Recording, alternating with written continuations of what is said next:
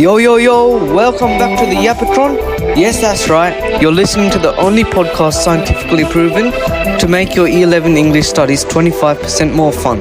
I'm Nitin Vikram Naika, your host today, and we're tackling a topic that'll have your sounding like a literary genius in no time. Style and stylistic choices. Now, I know what you're thinking. Style? Isn't that just like what makes a writer sound fancy? Close, but not quite. It's so much more than that. Today, we're diving into the deep end of literary coolness. We're talking about authors play with their words, twist sentences, and use all the fancy tricks in their metaphorical toolbox to make you feel all the feels.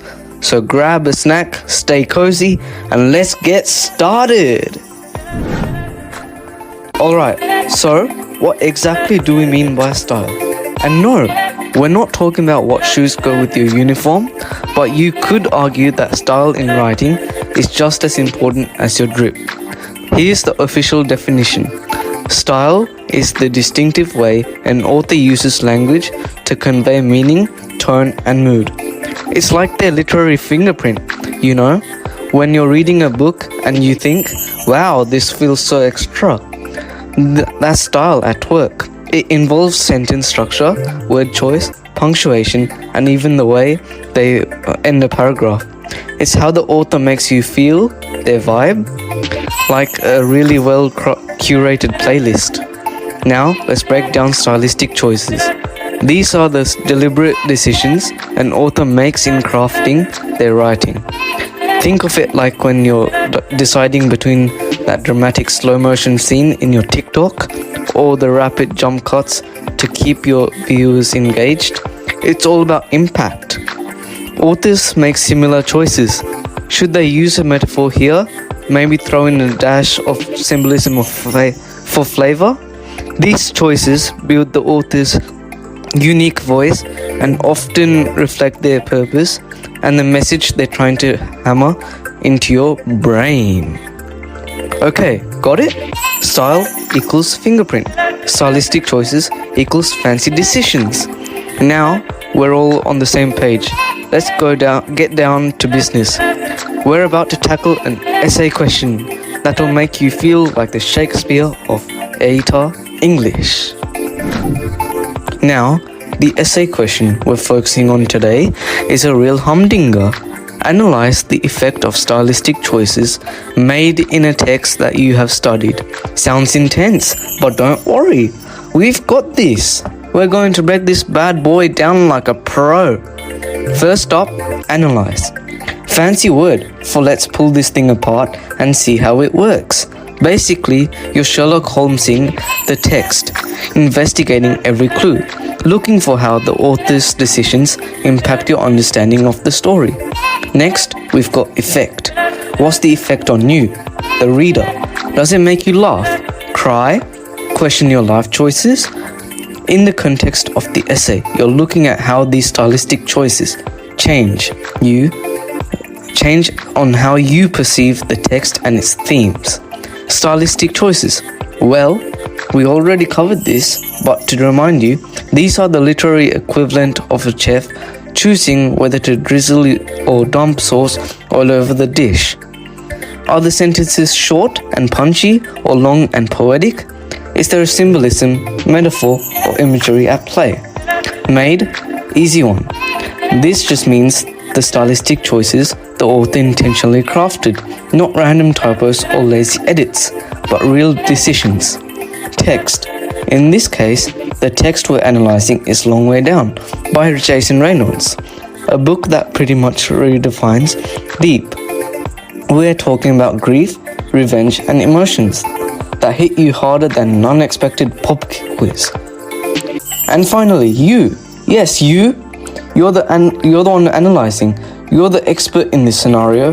Channel your inner English lit professor, minus the tweed jacket unless you're really committed to the role. Now, we've broken down the question, it's time to dive into the Long Way Down and see how Reynolds' stylistic choices pack such a punch. Let's start with one of the most significant stylistic choices Reynolds makes in Long Way Down, the use of free verse poetry as the narrative structure. And let me just say, if you're thinking poetry equals boring, this book is here to prove you wrong. Free verse lets Reynolds be both intense and fragmented, kind of like Will's brain after everything he's been through. The fragmented style of the free verse mimics Will's internal chaos. His thoughts aren't neatly tied up in perfect little paragraphs, because let's face it, when you're contemplating revenge after your brother's murder, nothing is neat and tidy. For example, the 3 rules of the street, no crying, no snitching, get revenge, are broken into separate lines. This isolated, stark representation shows how rigid and suffocating these rules are.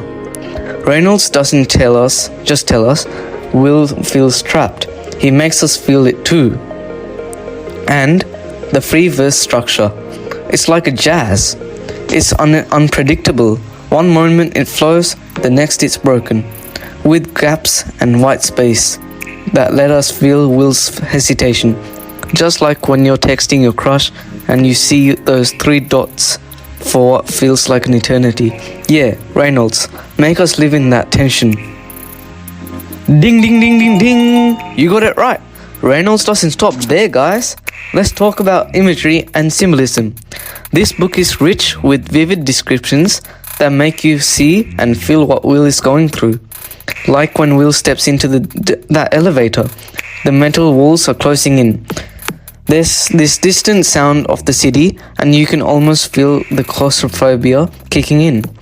Reynolds is showing us, not telling us, that Will is both physically and mentally trapped. The elevator becomes the symbol for Will's descent into this moral dilemma. Does he stick to the rules or does he break free? You can practically hear the weight of those decisions pressing down with each flaw. And just when you think you've caught your breath, Reynolds hit you with a ghost. Yeah, actual ghosts. Will's dead brother, friends, and even a stranger all show up, turning that elevator into more than just a metal box. It's now a meeting ground for Will's past and present, plus the future. Oh well, speaking of ghosts, we can't ignore Reynolds' use of repetition. It's subtle but powerful, like when Will keeps repeating, no matter what, don't cry.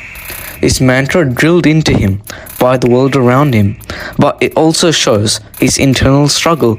It's like when you tell yourself not to eat that last slice of pizza, but deep down, you know you're about to cave. That's the pull Will feels. The repetition makes it clear that these rules, this whole cycle of violence, are a part of him, but it also hints that he's not entirely sure about them. So, what does this all mean? Well, Reynolds' stylistic choices in Long Way Down aren't just there to look pretty on the page. They do work. They reflect Will's inner chaos, highlighting the suffocating nature of the rules he lives by, and show us the cyclical nature of violence in his world.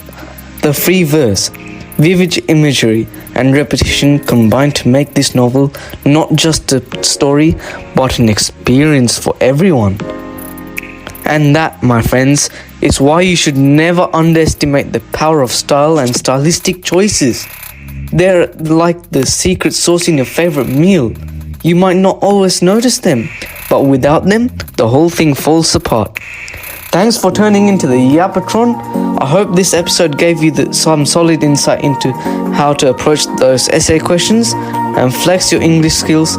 Stay tuned for our next episode where we'll tackle your favorite topic, creative writing. Until then, keep reading, keep analyzing, and maybe, just maybe, keep a poetry book handy. Who knows, you might even start to like it. And it's your boy out right now, Little Mikram Naika. Peace out everyone, goodbye.